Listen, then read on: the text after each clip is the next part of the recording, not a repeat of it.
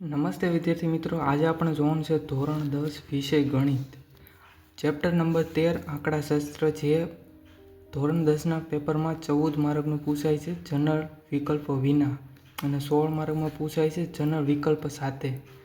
તેમાં આપણે પેપર સ્ટાઇલમાં જોઈએ તો 3 માર્કના MCQ હોય છે, 2 માર્કનો એક સવાલ હોય છે, 3 માર્કનો એક સવાલ હોય છે, 4 માર્કના 2 સવાલ હોય છે, એટલે ટોટલ થઈ જાય 16.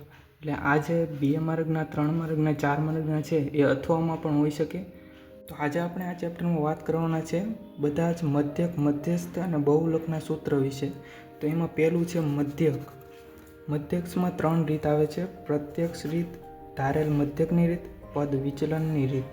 તો તેમાં સૂત્ર છે x બાર બરાબર sigma fi xi upon sigma f. ખાલી fi અને xi અવલોકન અને આવૃત્તિ જો કોઈ નાની સંખ્યા આપેલી હોય જેનો આપણે સરળતાથી ગુણાકાર કરી અને સરળતાથી સરવાળો કરી શકીએ તો આપણે આ સૂત્ર વાપરી શકીએ.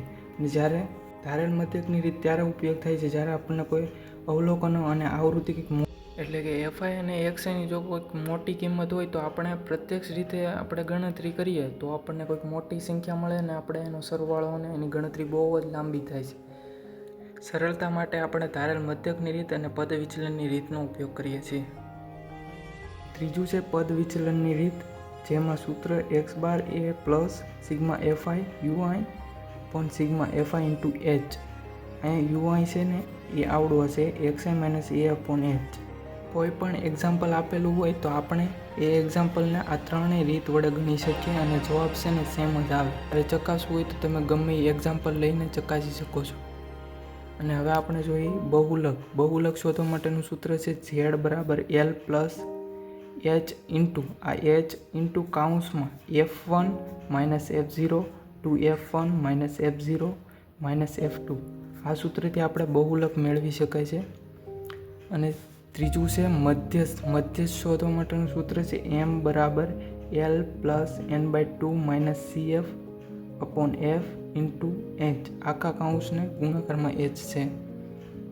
આ મધ્યકના 3 સૂત્ર, બહુલકનું એક સૂત્ર અને મધ્યસ્થનું એક સૂત્રથી આપણે આ 2 માર્કનો એક સવાલ, 3 માર્કના એક સવાલ અને 4 માર્કના 2 સવાલ, એટલે ટોટલ થાય 2 પ્લસ 3 પ્લસ 8, એટલે ટોટલ 13 માર્ક છે ને આરામથી મેળવી શકીએ. જો તમને આ સૂત્ર આવડતા હશે અને સૂત્રનો ઉપયોગ ક્યાં કેવી રીતે કરવો છે તે બધું ખબર હશે તો તમે આરામથી 13 માર્ક મેળવી શકો.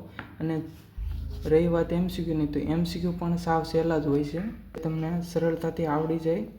મધ્યક અને મધ્યસ્થ બહુલકનું રૂપાંતરવાળું સૂત્ર એક ખાસ યાદ રાખજો જે તમને MCQમાં પૂછાઈ શકે છે. તે છે z બરાબર 3m માઇનસ 2x બાર. z બહુલક છે, m મધ્યસ્થ છે અને x મધ્યક છે. આ સૂત્ર ઉપરથી MCQ ખાસ પૂછાય છે. તો મળીએ છીએ નેક્સ્ટ વિડીયોમાં, જેમાં સ્વાધ્યાયના દાખલા ગણીશું આપણે.